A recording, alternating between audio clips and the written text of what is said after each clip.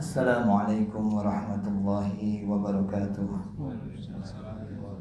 Bismillahirrahmanirrahim. Alhamdulillahirabbil alamin. Wassalatu wassalamu ala nabiyil karim Muhammadin wa ala alihi wa sahbihi ajma'in. Bapak Ibu rekan-rekan sekalian jemaah salat zuhur, a'azzakumullah. Insyaallah taala kita akan melanjutkan kajian singkat ba'da zuhur dengan tema menikmati faidah dari kisah terindah, menikmati penjelasan para ulama terkait dengan tafsir surah Yusuf. Dan kita masuk ke ayat yang ketiga. Silakan bagi yang membawa mushaf bisa dibuka mushafnya, yang membawa aplikasi di HP-nya silakan dibuka di ayat ketiga, yaitu firman Allah Subhanahu wa taala, Nahnu naqussu 'alaika ahsanal qasasi bima auhayna ilaika hadzal Qur'an wa in kunta min qablihi laminal ghafilin. Kami menceritakan kepadamu wahai Muhammad kisah yang paling baik dengan mewahyukan Al-Qur'an ini kepadamu, dan sesungguhnya sebelum kami wahyukan tentang hal ini engkau termasuk orang-orang yang tidak mengetahui. Kisah terindah yang Allah sebutkan di sini, sebagaimana kami sampaikan kemarin, adalah tentang Nabi Yusuf. Nabi Sallallahu Alaihi Wasallam menyebutkan Al-Karim, Ibnul Karim, Ibnil Karim, Ibnil Karim. Orang yang mulia, anak dari orang yang mulia, cucu dari orang yang mulia, buyut dari orang yang mulia. Siapa dia? Yusuf, Ibnu Ya'qub, Ibni Ishaq, Ibni Ibrahim. Nabi Yusuf, ayahnya Nabi, kakeknya Nabi, buyutnya juga Nabi. Nabi Muhammad dari sisi nasab kalah, karena Nabi Muhammad bukan Nabi ya, ayah dan kakeknya. Kemudian dijelaskan oleh para ulama kenapa disebutkan sebagai kisah yang terindah. Setidaknya ada dua alasan. Yang pertama, karena yang mengkisahkan adalah Allah Subhanahu wa taala. Tentu Allah adalah zat yang paling bagus penyampaiannya, yang paling indah kisah yang Allah sampaikan. Kemudian alasan yang kedua adalah objek kisah tersebut ya. Karena kisah ini di dalamnya berisi peristiwa-peristiwa yang menakjubkan dan banyak perubahan kondisi dalam kisah tersebut. Seseorang yang hidupnya itu biasa-biasa saja, misalnya seseorang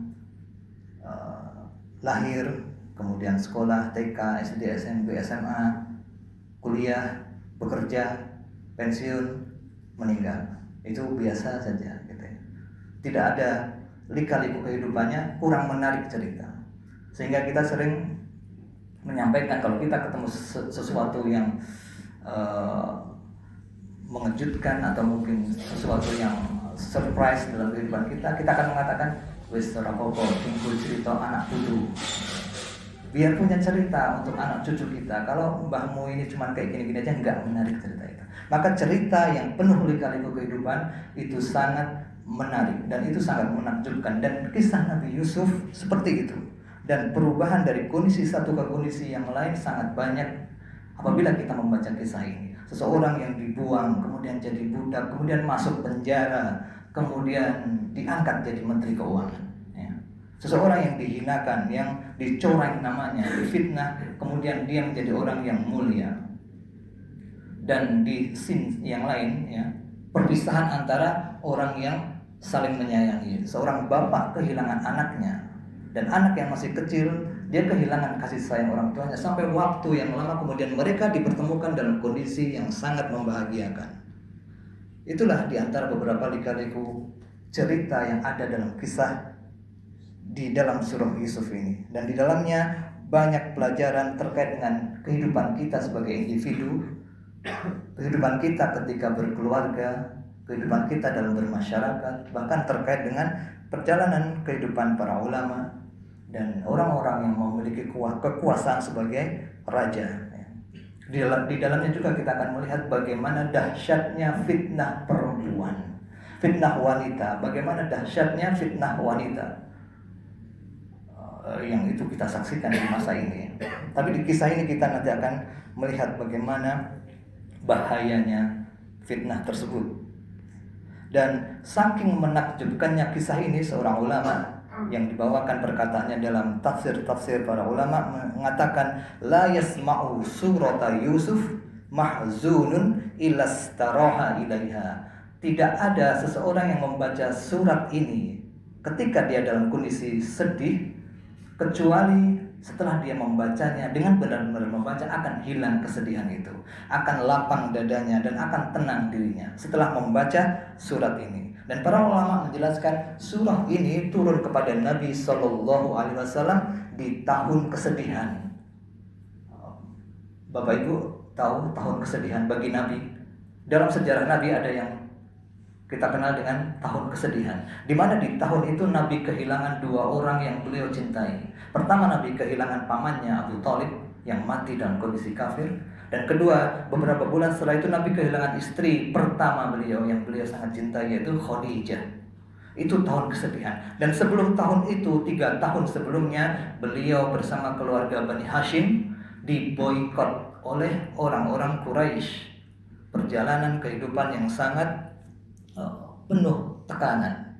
Dan di tahun ke-10 kenabian Allah menurunkan surat ini, seolah-olah Allah ingin menghibur Nabi SAW. Jika dulu Yusuf dilecehkan oleh saudara-saudaranya, ditelantarkan oleh saudara-saudaranya, dan berakhir dengan kemuliaan yang Allah berikan, maka engkau tidak usah khawatir ketika kerabat-kerabatmu yang masih belum beriman itu memboikotmu, melakukan penekanan dan melakukan intimidasi. Tidak usah khawatir, nanti akan ada pertolongan dari Allah Subhanahu wa Ta'ala. Dan surah ini adalah hiburan bagi Nabi SAW, yang ini juga akan menjadi hiburan bagi kita. Dan itulah hiburan yang benar-benar nyata, hiburan yang tidak ada kebohongan, hiburan yang tidak ada rekayasa. Hanya saja sayangnya sebagian dari kita lebih suka melihat hiburan yang penuh kebohongan, melihat hiburan yang penuh rekayasa. Dan yang mengatakan bahwa itu kebohongan kan pelaku-pelakunya itu. Mereka kan mengatakan semua yang di depan kamera itu bohong. Mereka, para aktor-aktor itu, mereka yang menyampaikan hari ini. Dan kita melihat kebohongan itu sampai terhanyut, sampai terharu biru, sampai menangis terseduh-seduh. Bener nggak ibu-ibu yang belakang? Enggak, alhamdulillah. Itu ibu-ibu yang di sana, yang di sini insya Allah enggak. Ibu-ibunya menangis, bapaknya tertawa karena main game ya. Kebohongan yang tidak nyata. Adapun kebohongan, adapun hiburan yang nyata yang Allah Subhanahu wa Ta'ala firmankan di dalam ayat-ayat Al-Quranul Karim, ada hiburan yang benar-benar hiburan dengan syarat kita faham, kita mengetahui maknanya, dan kita berusaha mengamalkan dari apa yang ada di dalam ayat-ayat tersebut. Insya Allah itu akan menjadi hiburan bagi siapapun yang bersedih. Dan insya Allah nanti kita akan menyimak kejadian-kejadian apa yang dialami oleh Nabi Yusuf alaihissalam, yang semoga itu bermanfaat bagi hidup dan kehidupan kita. Demikian, semoga bermanfaat. Jazakumullah khairan. Terima kasih atas perhatian Bapak Ibu sekalian. Mohon maaf apabila ada kekurangan. Wa barakallahu fikum wa sallallahu ala nabiyyina Muhammad wa akhiru da'wana alhamdulillahirabbil alamin. Assalamualaikum warahmatullahi wabarakatuh.